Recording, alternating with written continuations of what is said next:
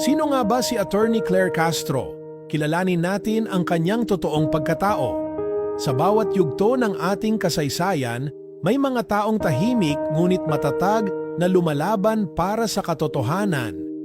Isa na rito si Undersecretary Clarissa Claire Castro ng Presidential Communications Office, isang batikang abogada, edukadora at tagapagsalita ng Malacanang na may matibay na paninindigan sa gitna ng hamon ng modernong panahon. Isinilang si Claire Castro noong March 7, 1975 sa Malabon. Bata pa lang siya ay namulat na sa kahalagahan ng katotohanan at integridad.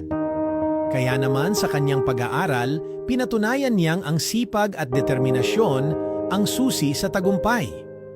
Nagtapos siya ng Political Science sa University of Santo Tomas at kalaunan ay kumuha ng law sa parehong universidad kung saan siya nagtapos bilang cum laude. Hindi pa roon nagtapos ang kanyang pag-abot sa edukasyon. Kumuha pa siya ng master's degree in law. Bunga ng kanyang pagsisikap at husay, nagtayo siya ng sarili niyang law office at pinamunuan ng Caloocan, Malabon at Navotas chapter ng Integrated Bar of the Philippines. Nakilala si Claire sa media bilang legal advisor ng programang Usapang de Campanilla sa DZMM, kung saan ginabayan niya ang libu-libong Pilipino sa mga legal na usapin. Sa bawat paliwanag niya, ramdam ang kanyang malasakit at pagnanais na gawing simple at malinaw ang batas para sa karaniwang mamamayan.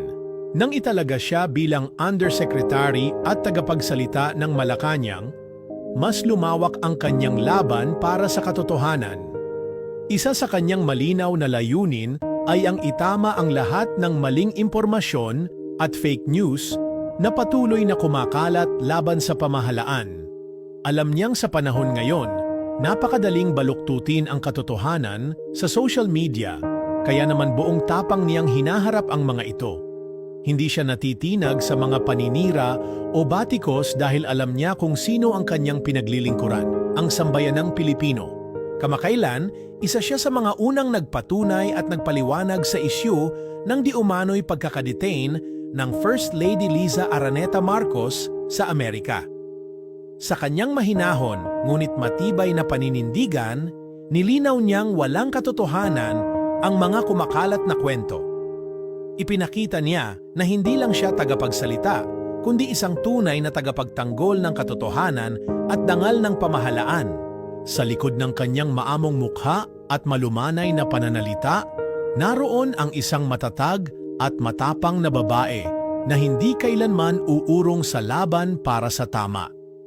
Para kay Claire Castro, ang bawat salita at paliwanag na kanyang binibitawan ay hindi lamang para sa pansariling kapakanan, kundi para sa kapakanan ng bawat Pilipinong may karapatang malaman ang katotohanan. Si Claire Castro ay larawan ng isang modernong Pilipina, matalino, matatag at may malasakit sa bayan. Sa bawat hakbang at salita niya, pinapatunayan niyang may mga lingkod bayan na handang ipaglaban ang totoo kahit gaano pa kahirap ang daan. At sa dulo ng lahat, ang kanyang pangalan ay mananatiling nakaukit sa kasaysayan bilang isa sa mga matapang na nagtaguyod ng dignidad ng ating bayan.